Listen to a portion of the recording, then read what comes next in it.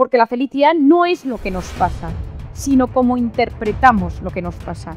Yo en mi consulta me he empezado a dar cuenta que aprendiendo a gestionar nuestras emociones podemos ser mucho más felices. Y he ido un poco más allá y he visto que aprendiendo a gestionar nuestras emociones tenemos menos enfermedades y nos encontramos mejor. Actualmente, desde hace un par de semanas, incluso he comenzado un proyecto de este tema relacionado con el cáncer. Por tanto, ¿por qué una psiquiatra? Porque una psiquiatra vende felicidad. Yo tengo la mejor profesión que existe. Yo he cambiado el rumbo de la psiquiatría actual porque me voy un punto más allá.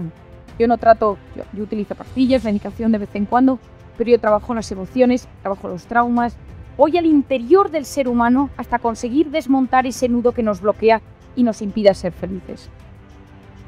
Esto que veis aquí es un cromosoma, todos sabéis lo que es un cromosoma, tenemos en todos los núcleos de las células de nuestro organismo, tenemos nuestros cromosomas y luego tenemos el cromosoma X y el cromosoma Y. Y esta parte de la punta de la esquina, lo que está en verde, se denomina telómero. Los telómeros, le dieron el premio Nobel a Elizabeth Blackburn hace unos años por este tema, lo que hacen es que miden, uno cuando lo mide sabe la edad biológica del ser humano. La gente enferma, la gente con cáncer, la gente estresada, tiene el telómero más corto, mientras que la gente que está sana tiene el telómero más largo. Voy a ir un punto más allá. Como decían al presentarme, yo trabajé en Camboya sacando niñas de la prostitución infantil. Las niñas violadas o los niños que tienen traumas infantiles, bullying, problemas, la infancia, separación traumática de los padres, tienen los telómeros más cortos desde pequeños. Si yo tomo al azar dos personas de 50 años, misma edad, el que tenga el telómero más largo será aquel que tenga una mejor salud. Dos buenas noticias con respecto a esto. Lo primero de todo es que el optimismo y la ilusión alargan los telómeros. Por lo tanto, la felicidad y el optimismo es una garantía de salud para la vida. Hoy en día se ha demostrado que las personas que son capaces de mirar la vida desde un punto de vista más optimista, porque la felicidad no es lo que nos pasa, sino cómo interpretamos lo que nos pasa. Y si esa interpretación es optimista y es alegre, cambiamos nuestros genes. Esto es el nuevo concepto que se denomina epigenética, es decir, nuestras experiencias, nuestra manera de enfrentarnos a la vida, cambia nuestros genes. Las personas con hipertensión, diabetes, cáncer, Alzheimer, Parkinson, van teniendo cada vez los telómeros más cortos. Es una garantía de salud. Hablar de felicidad es hablar del sentido que le damos a la vida. Lo que más me gusta es hablar de la felicidad porque todos aquí hemos venido porque queremos ser felices. No conozco a nadie que me diga, no, a mí no me importa ser un tío infeliz. Ese sí que está de tratamiento psiquiátrico fuerte. Porque en esta vida todos queremos ser felices. ¿Y qué es la felicidad? La felicidad no es hacer lo que uno quiere, sino querer lo que uno hace. La felicidad, cuando hablamos de felicidad, hablamos del sentido de la vida. Hablamos de una vida lograda. La felicidad no se da en la posada, como decía Cervantes, sino al borde del camino. Es una manera de vivir. No es solo yo quiero ser feliz, es cómo yo decido cada día aceptar las circunstancias que me rodean. La felicidad no es lo mismo que el bienestar. Hace unos años hicieron un estudio en Estados Unidos y quisieron describir exactamente qué era la felicidad. Y vieron que la felicidad tenía que ver con el bienestar, pero no, porque el bienestar es más subjetivo, el bienestar colma los sentidos, mientras que la felicidad colma el corazón. Es distinto. El bienestar, la seguridad, la comodidad, pero eso no es felicidad. Nosotros entendemos muchas veces la felicidad cuando no la tenemos, ante la muerte, ante el sufrimiento, ante el dolor. Ahí entendemos y decimos, ahora no soy feliz. En este momento lo entiendo. ¿Y cuál es el único antídoto real que existe para el sufrimiento? Solo hay uno, el amor. El amor a un ideal, decía Confucio, en las ideas se tiene, en los ideales, en las creencias se está. ¿Cuántas vidas ejemplares de personas leemos? Tomás Moro, políticos, personajes, santos, que gracias a sus ideales y a sus creencias fueron felices, a pesar de que las circunstancias eran duras. El amor a un ideal, el amor a una persona, el amor, la gran causa de nuestra vida, a la que no le voy a dedicar ni un minuto más, pero en el fondo de cada persona existen tesoros escondidos que solo el amor revela. El estar enamorado de alguien nos cambia el panorama vital. Y la tercera cosa que le quiero dedicar un poco más de tiempo, el amor a un recuerdo.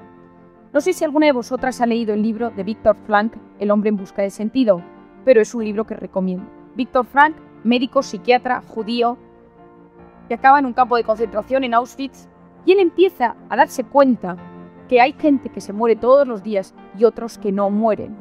Y empieza a investigar en el campo de concentración por qué hay algunos que no mueren. Y descubre que aquellos que tienen un sentido de su vida, un recuerdo de alguien o de algo del pasado, y se levantan pensando en ese recuerdo, esos son más felices y no mueren. En cambio, los que no tienen ningún recuerdo, los que no se agarran a nada del pasado, mueren. Tanto es así que hace 5 meses salió publicado un artículo de un premio Nobel japonés que hizo un experimento y vio qué pasaba en el cerebro de la gente cuando se le ponía intentar recordar eventos del pasado gratificantes. Les hicieron resonancias magnéticas funcionales, aquellas de colores con imágenes, y se les decía y se les pedía que recordaran momentos alegres de su vida y que los describieran y que los pensaran y rememoraran. La sorpresa de este investigador fue que el recuerdo segregaba sustancias gratificantes, hormonas gratificantes como son la dopamina, la hormona de la confianza, la serotonina, la hormona de la felicidad, del placer, y se incrementaban incluso más que cuando la persona había vivido eso en primera persona. Es decir, recordar algo que nos gusta en nuestra mente genera mayores hormonas de placer y de felicidad que vivir la propia experiencia. Como anécdota curiosa, al terminar la prueba, el premio Nobel iba a pagar a toda la gente que había participado en el ensayo y le dijeron que había sido tan gratificante la prueba que preferían no recibir dinero. Es decir, el amor a un recuerdo nos puede ayudar y nos puede salvar. Viktor Frankl lo estudió y yo voy un punto más allá. Todo depende de cómo nos levantemos cada mañana. Y él descubre la logoterapia, el sentido de la vida. El 80% de las personas no saben por qué se levantan cada mañana. Es un automatismo, nos olvidamos por qué nos levantamos. La felicidad viene por tener motivos por los que levantarse cada mañana. La felicidad tiene mucho que ver con la manera en que nos expresamos y con el lenguaje. Porque hay palabras que evocan emociones, palabras que evocan imágenes, que evocan emociones y sensaciones corporales. Pero hay 3 palabras que tocan el corazón del hombre. Por favor, gracias y perdón. Por favor, porque abren las puertas a la otra persona. Gracias, porque el agradecimiento es la memoria del corazón. Y el perdón, que para mí es la clave hoy en día para superar cualquier trauma del pasado. Después de una experiencia muy impresionante, hablando un día con una niña con una vida durísima, ella me dijo a mí, ella me abrió los ojos y me dijo, una niña de 12 años, he descubierto que la única manera de poder ser feliz y de poder superar el trauma, la herida, es perdonar al que me lo hizo, por una parte a su padre o su abuelo, y al que me violó. Y yo, toda mi terapia gira en torno al perdón. Perdonarnos a nosotros mismos por nuestros errores, que luego le dedicaré un momento, y perdonar a los demás, aprendiendo a entender la razón por la cual han sido así con nosotros. Como psiquiatra, en conclusión, ¿qué es la felicidad? La felicidad es vivir instalado en el presente, habiendo superado las heridas del pasado y mirando con ilusión al futuro. Aquellos que viven enganchados en el pasado son los deprimidos. Aquellos que viven angustiados por el futuro son los ansiosos. La depresión y la ansiedad, las 2 grandes enfermedades del siglo XXI, donde se emplean más medicamentos hoy en día. Cuando tú le preguntas a alguien qué te preocupa, te habla del pasado o del futuro. Nos hemos olvidado de vivir en el presente. Esto es el equilibrio personal. Dejadme que os explique cómo funciona la mente. Hoy quiero que os vayáis con pocas ideas, pero con muy claras. Y la primera es que pensar altera nuestro mundo interior. Nosotros podemos conseguir que las cosas sucedan solo con querer que sucedan. Si nosotros queremos que algo pase, puede pasar. Le voy a dar un ejemplo muy pequeño y muy tonto, pero que lo vais a entender todas vosotras. Yo cuando me quedé embarazada, iba por la calle y solo veía mujeres embarazadas. Y pensé, toda mi zona, todo mi barrio, todas las mujeres se han quedado embarazadas a la vez que yo. Cuando yo di a luz y paseaba a mi hijo por el parque, solo veía cochecitos y parques, ya no había mujeres embarazadas en mi barrio. Hace unos meses tuve un esguince en el pie, iba a la pata coja, iba con una especie de muleta, solo había gente con muletas en mi barrio. Llegué incluso a pensar que me copiaban y hacían todo lo que yo quería. Todos vosotros habéis descubierto que si algo os interesa o estáis preocupados por algo, de repente todo a vuestro alrededor gira en torno a eso. Esa palabra, todo el mundo está hablando de ese tema. ¿Por qué sucede eso? Porque cuando queremos prestar atención a un tema, se activa una zona del cerebro que se llama el sistema reticular activador ascendente, el cual hace que nosotros podamos fijarnos y prestar atención en aquello que nos preocupa o que nos interesa. Por lo tanto, nosotros podemos hacer que las cosas pasen porque nuestro cerebro se activa para poder prestar más atención y captar eso que estamos buscando. Y eso es con el optimismo. Porque una persona optimista activa zonas cerebrales que se lo permiten. Os voy a contar una anécdota relacionada con esto. Hace unos años yo me fui a trabajar, me propusieron irme a las Naciones Unidas a ayudar en la entrega de unos premios a 10 mujeres que hubieran ayudado a mejorar los objetivos del milenio y los microcréditos. Era una entrega de premio a 10 mujeres. Estudiaba yo en la Universidad de Navarra, me llamó el rector, que yo no conocía por ese momento, y me dijo, necesito hablar contigo. Fui a verle, a su despacho, y me dijo, me he enterado que te vas a las Naciones Unidas una semana. Y le dije, sí, me voy a entregar unos premios, ayudar en la entrega de unos premios. Me dijo, te quiero pedir un favor. Si ves a Kofi Annan, entonces secretario general de las Naciones Unidas, dile que estudias en la Universidad de Navarra, que este año es el aniversario de la universidad, háblale de nosotros. Y yo pensé, yo a Kofi Annan no le voy a ver, pero activé mi sistema reticular activador ascendente y dije, por si acaso, voy a ver si lo encuentro. Y siempre que quiero encontrarme con alguien, me lo encuentro. Porque la gente dice que tengo suerte, no es verdad. No es cuestión de suerte, es que siempre estoy abierta a que me pasen cosas. El caso es que yo me voy a las Naciones Unidas, por supuesto, no veo a Kofi Annan por ninguna parte, y cuando estamos en medio de la entrega de premios, salgo por la puerta de atrás y me voy al baño. Y me encuentro en el baño una señora rubita, blanquita así, mona, y yo, que como podéis observar tengo una cierta timidez, le digo, ¿qué tal? Digo, ¿viene usted a la entrega de premios? Me dice, sí. Le digo, ¿sabe cómo ir? Y sin que le dé tiempo a responder, le explico cómo funcionan las Naciones Unidas, a qué puerta se tiene que dirigir, quiénes son las premiadas, qué son los microcréditos, cuáles son los 10 objetivos del milenio. La señora me da las gracias muy educadamente y se marcha. Al cabo de un rato la vi en la sala al fondo y dije, pues la señora encontró su sitio. Yo volví a España, no me había encontrado con Kofi Annan, y cuando yo volví en el avión, estaba yo sentada en turista y la directora del programa iba en business y yo tenía que entregarle unos papeles y le dije a la azafata, ¿le importa que me adelante un momento a entregarle estos papeles? Sí, no se preocupe. Voy hacia adelante, entrego los papeles y cuando vuelvo por el pasillo, veo sentada en el pasillo a la señora rubia del baño. Y digo, no me lo puedo creer, pues que Nueva York sea tan pequeño. Digo, ¿do you remember me? ¿Se acuerda usted de mí? Sonríe, agarra la mano de la persona que tiene al lado y le dice, esta es la chica que me explicó cómo funcionan las Naciones Unidas. Era la esposa de Kofi Annan. Le dije, Mr. Kofi Annan, mi nombre es Marian Rojas, estudio en la Universidad de Navarra. Si uno quiere que las cosas pasen, pueden pasar. Y esto es una de las ideas más importantes con las que quiero que os quedéis hoy. Ahora os voy a hablar de una hormona que a partir de hoy vais a ser vuestra mejor amiga. En todas vuestras conversaciones vais a hablar de ella, que se llama el cortisol. Si ahora entra el bedel y dice ¡fuego!, todas nos levantamos y salimos corriendo a la puerta porque tenemos una hormona que es la hormona del estrés y la supervivencia que se llama el cortisol.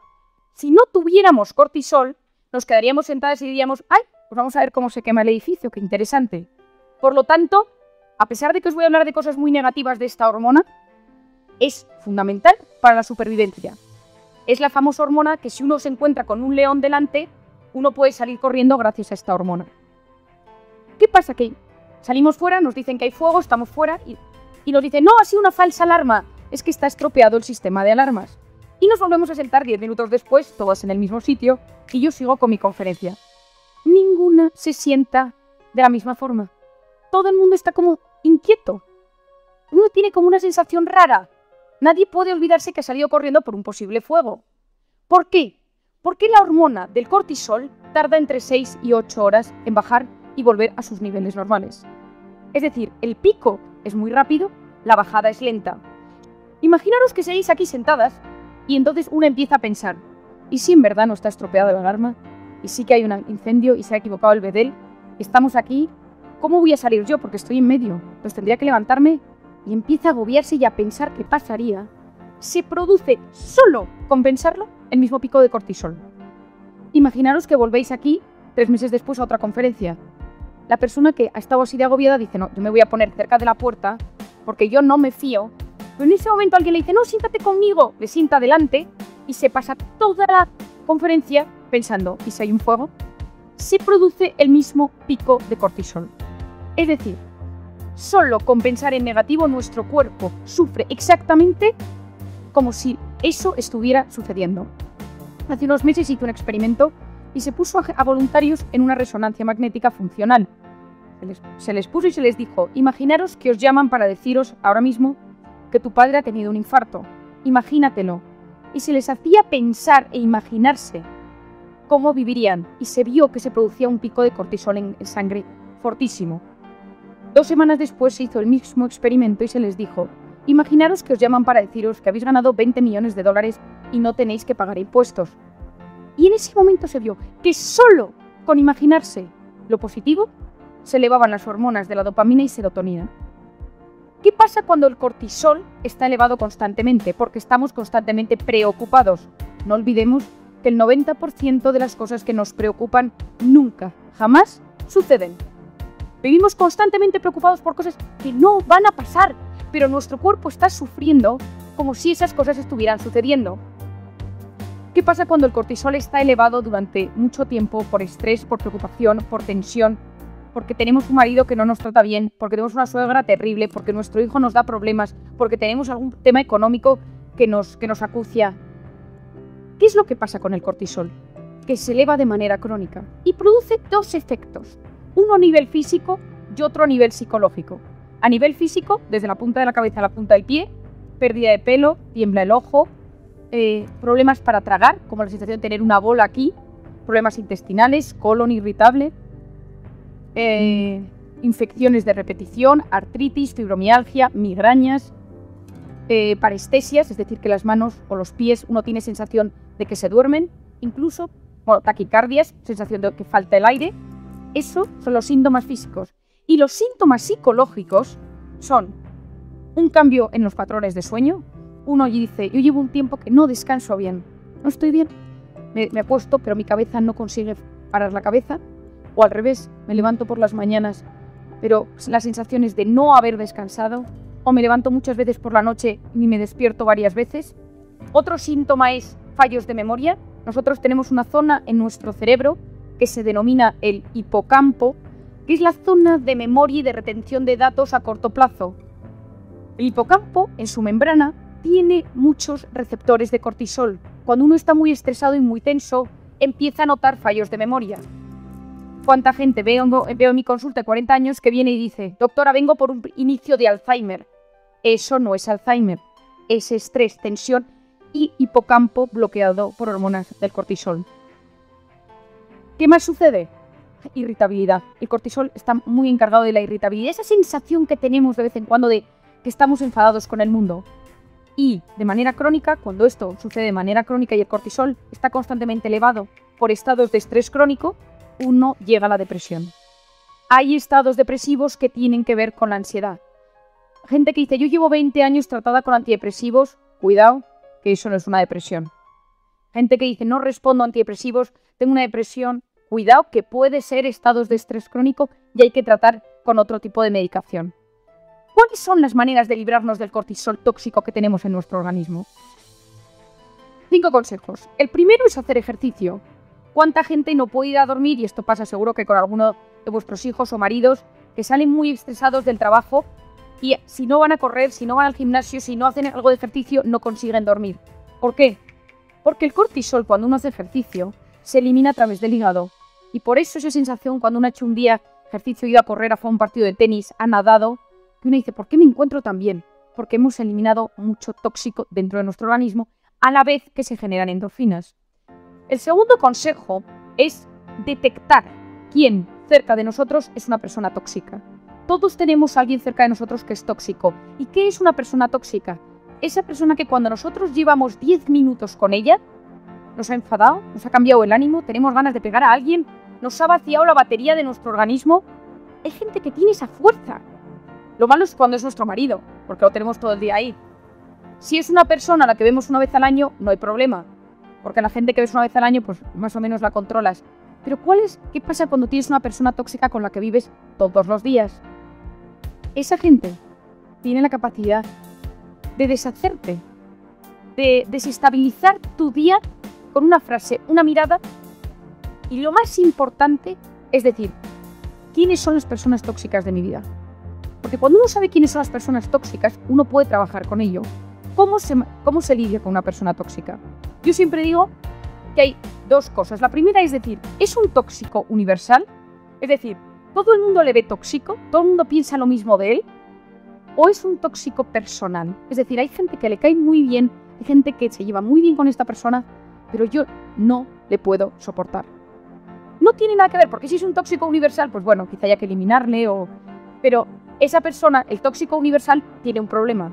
Porque tiene un problema personal, porque segrega esa mala vibración a todo el mundo.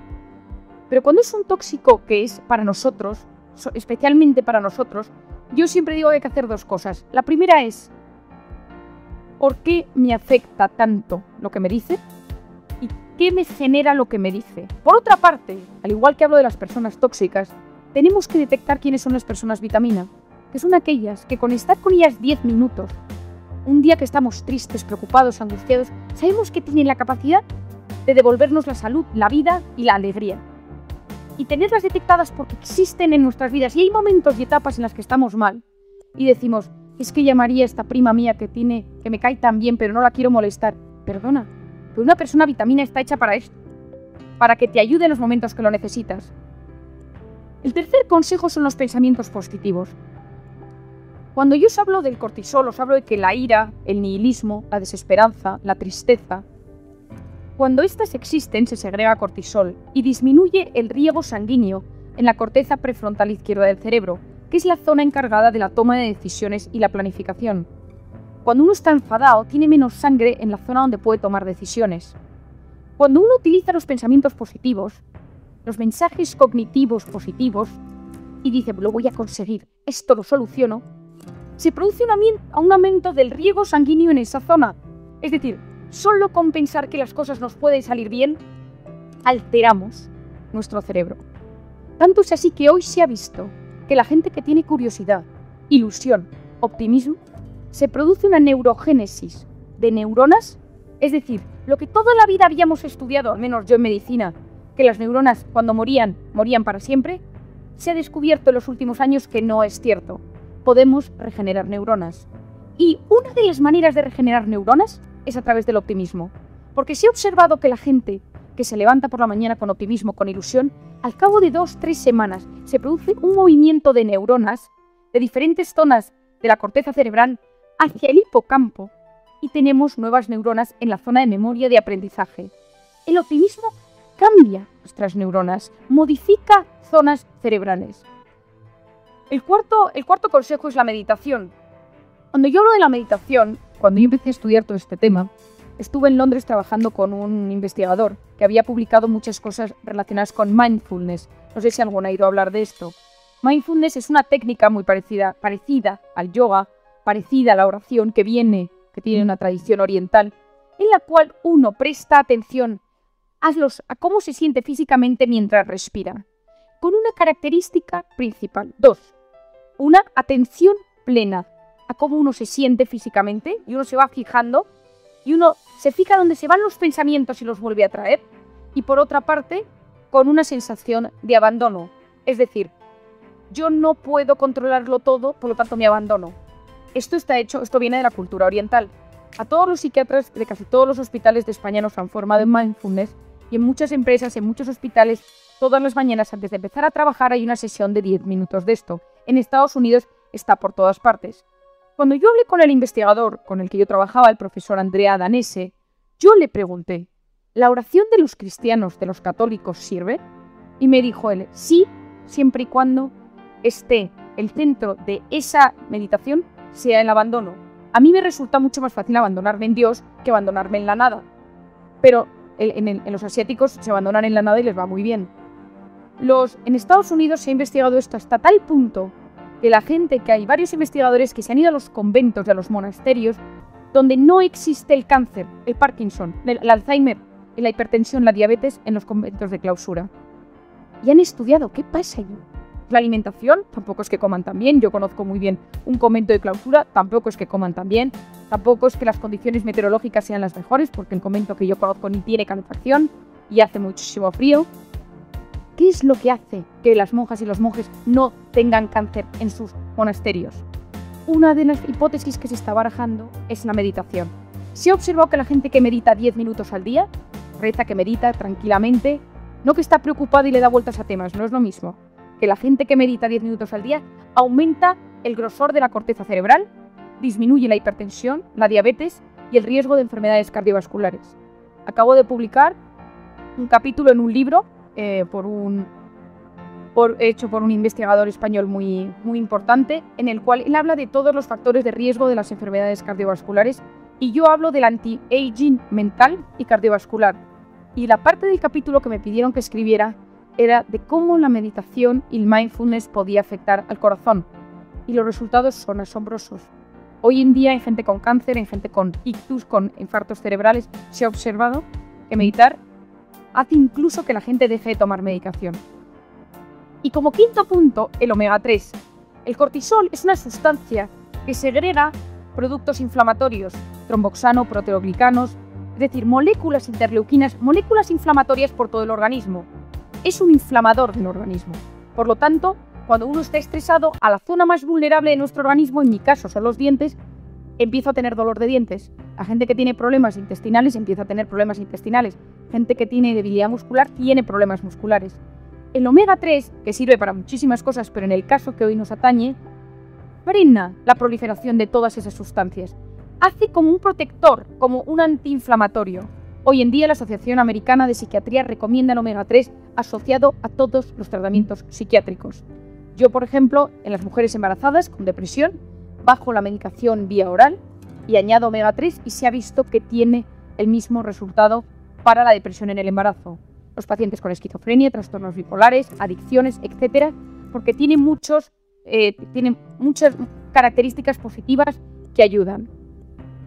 Os voy a dar de manera breve 7 consejos para conseguir gestionar bien nuestras emociones. Porque lo que a mí más me interesa hoy es que vosotros sepáis que para ser feliz y para tener buena salud y para tener, por todo lo que os he explicado del cerebro, de la epigenética, de las neuronas, del hipocampo, etc., una de las cosas que mejor nos puede ayudar es saber gestionar nuestras emociones.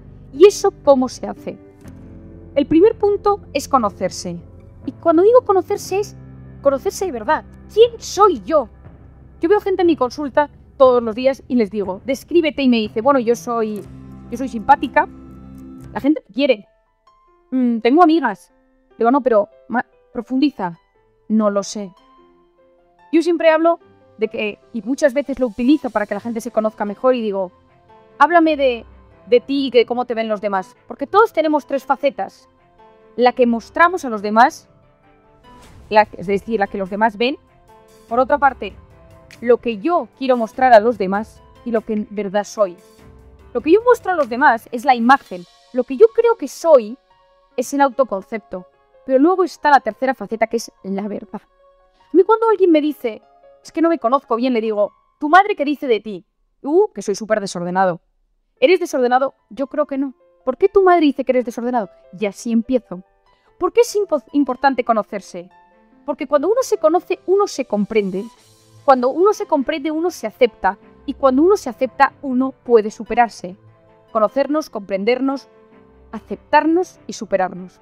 Es imposible superarse si uno no se conoce.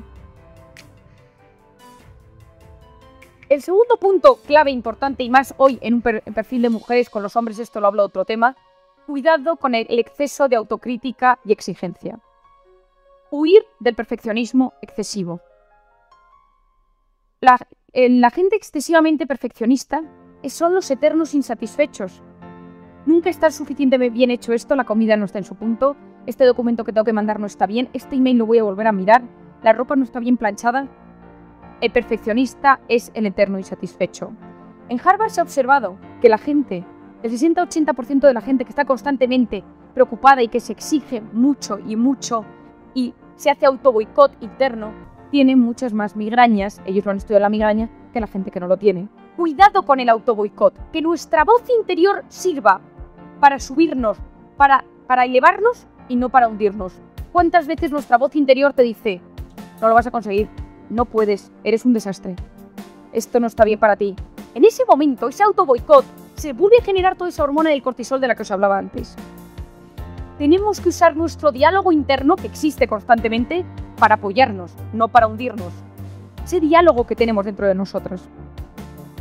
Tal Ben-Shahar es un psicólogo israelí que imparte la asignatura más concurrida de la Universidad de Harvard, que es Cómo ser feliz. Y él habla de esto, y él te dice una cosa, que es, si quieres triunfar más y ser más feliz, debes empezar por fracasar el doble. Y sobre todo, por aceptar el fracaso. No pasa nada por de vez en cuando caer. Yo admiro a la gente que ha caído y que se ha recuperado. El éxito oculta lo que la derrota enseña. Y es así. La gente exitosa no se da cuenta de nada. A mí los que han bajado y se han recuperado, eso sí. Por tanto, en esta vida no tenemos que negarnos a, de vez en cuando, poder caer. Evitar ser perfectos a todas horas porque no existe el perfecto. Y toda la gente perfeccionista está intoxicada por cortisol porque está constantemente preocupada. Y ya como sabemos de hace unos minutos, los preocupados son gente mucho más amargada. De hecho, los preocupados van siempre juntos, los amargados van de la mano. En cambio, la gente feliz se ilusiona uno con otro. 3. Fijarnos metas y objetivos. Necesitamos saber qué queremos hacer con nuestras vidas. ¿Cuál es mi meta? ¿Cuál es mi objetivo? Yo siempre digo, echa tu mente al aire. Piensa en alto, piensa en grande, actúa en pequeño. Piensa en grande, actúa en pequeño. Cuando yo era pequeña, yo tengo un hermano que falleció y para mí fue algo muy triste. Y mis padres me lo explicaron diciéndome, Marian, tu hermano está en el cielo. Y me explicaron que el cielo existía y que había muchos cuartos y que mi hermano estaba en un cuarto con un montón de juguetes. Y yo me quedé muy tranquila porque la explicación me sirvió. Mi abuelo era un gran fan de los Beatles y me ponía los Beatles siempre. Y un día estábamos escuchando los Beatles y yo ya hablaba inglés. Me puso la primera canción, que es Imagine There's No Heaven. Y yo dije, pues imagínate que no existiera el cielo. Y yo le dije a mi abuelo, ¿por qué los Beatles? ¿Por qué John Lennon puso que no existe el cielo cuando yo sé que existe el cielo porque mi hermano está ahí? Mi abuelo, sin despeinarse, me dijo, siempre que estáis en contra de algo de los Beatles, la culpa la tiene Yoko Ono. Yo en ese momento dije, el día que vea a Yoko Ono, meta, le diré lo que pienso. Porque yo a Yoko Ono se lo voy a decir. Pero hoy hablando en serio, necesitamos metas. Y cuando la meta se consigue teniendo pequeños objetivos. Porque si yo quiero conseguir algo a largo plazo, lo que necesito son metas muy chiquitinas. Y objetivos muy chiquitines. Porque así va subiendo mi autoestima. Si yo quiero perder 20 kilos, no puedo decir quiero perder 20 kilos. Tengo que decir, primera meta, primer objetivo, empezar a hacer ejercicio. Segundo, no comer chocolate. Tercero, es decir, al poner objetivos pequeños, y esto en la educación de nuestros hijos es clave, enseñarles a tener pequeños objetivos. El cuarto punto es trabajar la voluntad. Hay un libro que os recomiendo, de mi padre, pero es que es muy bueno el libro, que se llama La conquista de la voluntad. Cómo conseguir lo que te has propuesto. Mi padre en su libro de La conquista de la voluntad, que lo sacó hace 20 años, ya vendió varios millones de ejemplares, explica que una persona con voluntad llega más lejos que una persona inteligente. Y explica cómo el orden, la constancia, en la cabeza, en las acciones, en el plan, puede cambiar nuestra vida. Hace unos meses, el investigador de la Universidad de Columbia, Walter Mischel, ha sacado un libro que se llama El test de la golosina, The Marshmallow Test, en el cual él hizo un experimento hace 30 años, puso a unos niños con un plato con un marshmallow, con una gominola, y les dijo, Si puedes esperar 10 minutos a tomártelo, te doy 2. Hubo niños que se lo tomaron y otros que no. Y lo siguió durante 30, 40 años. Y observó que de esos niños, los que habían aguantado con 4 años a la segunda gominola, tenían vidas más plenas, menos problemas, menos enfermedades, más dinero, mejor situación socioeconómica. Es decir, la voluntad es clave para conseguir lo que uno se ha propuesto. Trabajar la capacidad de posponer la recompensa. El quinto punto es la asertividad. ¿Qué es la asertividad? Es el punto intermedio entre pasividad y agresividad. Es decir, di sí cuando quieres decir sí, di no cuando quieras decir no. ¿Cuántas veces nos pasa, y yo creo que a las mujeres incluso mucho más, que vas a un sitio pero no querías ir, pero te da pena decir que no querías ir o te pones algo porque sabes de ropa que sabes que a tu madre le gusta, pero no te sientes bien, pero por ella te lo pones, o te compras algo que... Eso genera gran cantidad de cortisol, porque estamos actuando en contra de lo que somos y estamos constantemente haciendo lo que los demás quieren que hagamos nosotros sin ser así. Es decir, que digamos las cosas con nuestros maridos, con nuestros hijos, cuando las cosas nos sientan mal, que seamos capaces de decir sí cuando queremos decir sí y no siempre, por supuesto, políticamente correcto y con educación.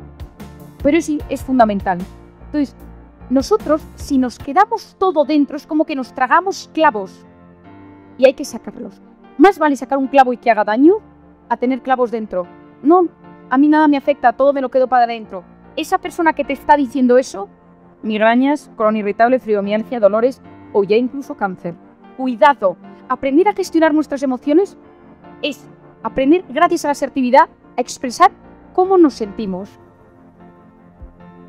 El sexto punto es la inteligencia emocional, que es la clave. ¿Qué es la inteligencia emocional? La inteligencia emocional es la capacidad de entender nuestras emociones, la capacidad de ponernos en el lugar del otro, la capacidad de empatizar. Lo contrario son los alexitímicos.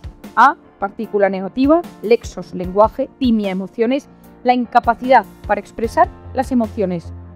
Y muchos de vuestros maridos lo tienen, porque es muy común entre los hombres. Es decir, los hombres que, ¿qué tal estás? Bien, bien. ¿Te pasa algo? No, no. También nosotras tenemos muchísima más inteligencia emocional. Entendemos a nuestros hijos, entendemos cómo se sienten, entendemos qué quieren. Yo estuve estudiando mucho tiempo cuando yo di a luz, tengo un bebé de 10, 11 meses, y cuando di a luz mi mente cambió completamente, aparte de que no me acordaba de nada, dije, ¿qué ha pasado con mi cerebro? Me lo han transmutado. Y empecé a estudiar y a investigar qué había pasado con mi cerebro. Descubrí muchas cosas, pero la más importante que quiero transmitiros hoy, para que vosotros también entendáis como madres cómo sois, es que durante el embarazo hay células del bebé que se quedan implantadas en el cuerpo de la madre y en el cerebro de la madre. Esa es una de las razones por las cuales nosotras sabemos cómo están nuestros hijos. Cuando nosotros decimos, a Pepito le pasa algo, y marido dice, yo le veo que siempre, y tú dices, no, le pasa algo. Y efectivamente pasa a Pepito y a Pepito le pasa algo. Y tu marido dice, ¿cómo lo sabes? ¿Lo sabes? Nosotras tenemos una inteligencia emocional mucho mayor. La inteligencia emocional hoy en día es clave para gestionar las emociones. Quien no sabe entender sus emociones y ponerse en el lugar del otro, sufre. Y no es una persona feliz. Y acabará teniendo algún síntoma. Y el quinto o último punto es educar en el optimismo. Porque mi mensaje de hoy es que se puede aprender a ser feliz. Y yo, de hecho, y lo digo hoy aquí, hoy voy a proponer en el IPADE una asignatura que sea Aprende a ser feliz. Porque se ha demostrado que la felicidad se aprende. Hoy, en 45 minutos, yo os he dado unas pautas básicas sobre cómo se transforma nuestro cerebro por ser feliz. No olvidemos que cualquier situación puede verse en clave de problema o en clave de solución. No, la felicidad no es lo que nos pasa, sino cómo interpretamos lo que nos pasa. Podemos educar nuestra mirada. Saber mirar es saber amar. Y si uno mira amablemente las circunstancias, uno quiere más. Y querer siempre es bueno para el corazón. Última idea. La ilusión cambia nuestro cerebro. La alegría cambia nuestro cerebro. Se elevan hormonas positivas, la dopamina y la serotonina. Conseguimos que estructuras cerebrales se amplíen. La zona de resolución de problemas recibe más riego sanguíneo. Nuestra epigenética cambia si somos optimistas. Tenemos mejores genes. Quiero terminar, porque se me echa el tiempo encima, con una cita de un pensador oriental que me parece muy interesante. El que conoce lo exterior es erudito. Quien se conoce a sí mismo es sabio. Quien conquista a los demás es poderoso. Quien se conquista a sí mismo es invencible. Muchas gracias.